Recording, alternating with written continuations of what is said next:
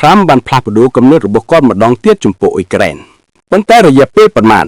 តើពេលណាដែលការនឹកស្មានមិនដល់ខ្លាយជាធម្មតាដែលគេរំពឹងទុកភាពច្របូកច្របល់កើតឡើងជាញឹកញាប់នៅក្នុងគោលនយោបាយអ៊ុយក្រែនរបស់ប្រធានាធិបតីអាមេរិក Donald Trump ដែលពួកគេបានក្លាយទៅជាមនុស្សមិនមានប្រយោជន៍កាលពីថ្ងៃអង្គារលោក Trump បានស្នើឲ្យអ៊ុយក្រែនដណ្ដើមយកដីដែលបានកាន់កាប់ទាំងអស់មកវិញដោយសារការផ្គត់ផ្គង់សេវាវុធរបស់អង្គការ NATO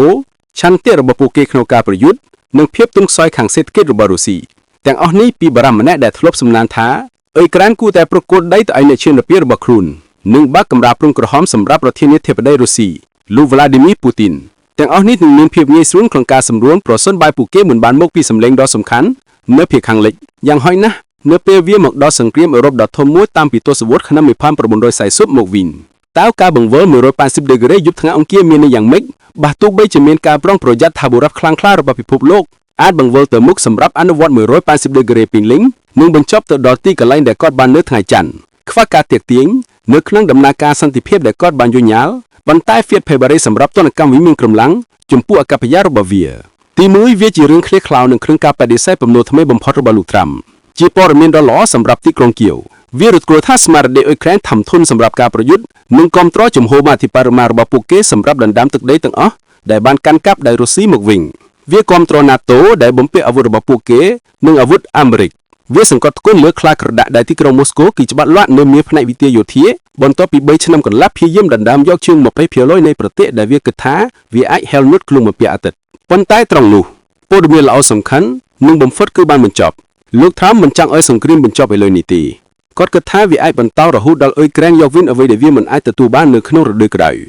ពីឆ្នាំ1923មកវិញវាជារឿងត្រឹមត្រូវដែលថាទីក្រុងគៀវចាំងក្រុមបណ្ដាំជារូបគេចង់ឲ្យសង្គ្រាមចប់នៅថ្ងៃស្អែកយ៉ាងយុត្តិធម៌និងយូរអង្វែងដោយសារបញ្ហាកម្លាំងមនុស្សនិងការขุดបងទឹកដីជាយឹកយ៉ាងដែលវាបានប្រឈមមុខច្រើនខែ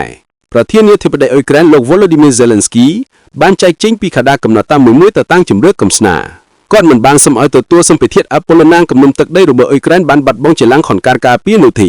ប្រជាធិប្រាយវាឯណោះឥឡូវគាត់កំពុងត្រូវបានចោទចោទថាគាត់គួរដណ្ដើមយកទឹកដីដែលអ៊ុយក្រែនមិនអាចទទួលបាននៅក្នុងរដូវក្តៅ2023នៅក្នុងការដោតទឹកថ្ងៃពីមុនមកវិញហើយជំរឿទាំងពីរមិនមែនជាជំរឿដែលងាយស្រួលទេសម្រាប់ទៅភពជួលលើបន្លាន់ទីតាំងលោក Zelensky ឬលើកអ៊ុយក្រែនឯមុនទៅមុខទេឆ្លើយតបនឹងការអត្ថាធិប្បាយរបស់លោក Trump វិមានក្រឹមឡាងបាននិយាយថាសូម្បីតែដែលជំនាញដ៏មានចំណេះដឹងមិនត្រឹមត្រូវក៏អាចមើលឃើញថាកងទ័ពរុស្ស៊ីកំពុងតែរីកដំណុតកម្ពុជាតំដងនៃអំណាចនិមិត្តរបស់លោក Trump គឺ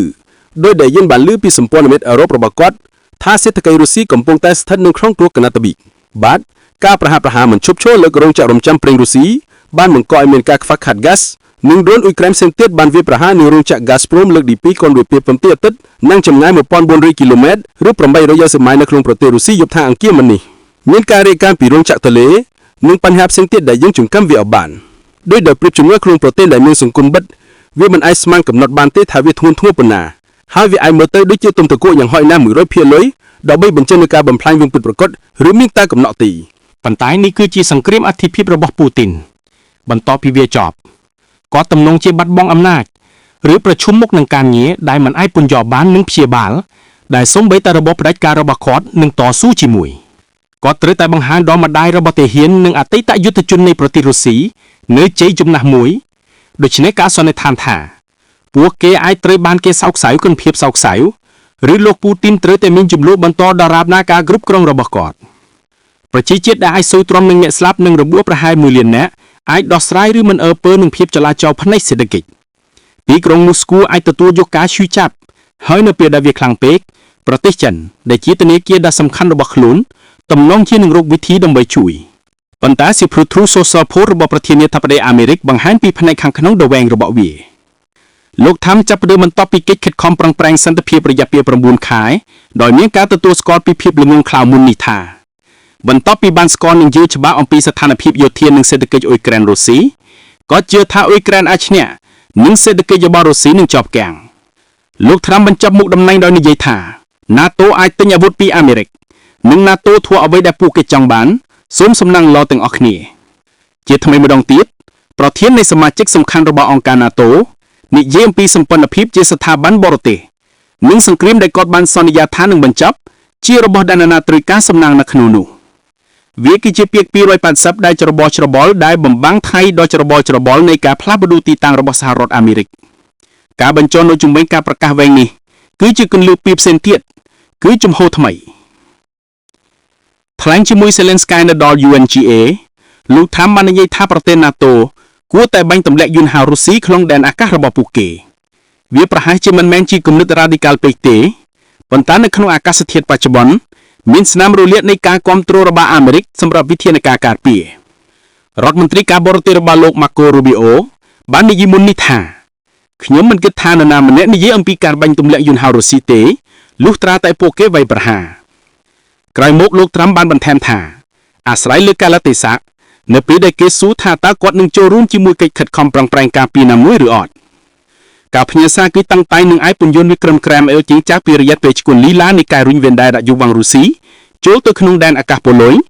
និងយន្តហោះរបស់វាបានរំលោភដែនអាកាសអេស្តូនីតំពើចំហថ្មីរបស់ត្រាំនាំអ៊ុយក្រែនត្រឡប់ទៅរកចាំវិញ Zelensky ដឹងថាគាត់ត្រូវការអបតិហិននៃមូលធនកម្លាំងពលភ័រនិងការរំលែកលំបាយរបស់រុស្ស៊ីនៅពេលដំណើរការតែមួយ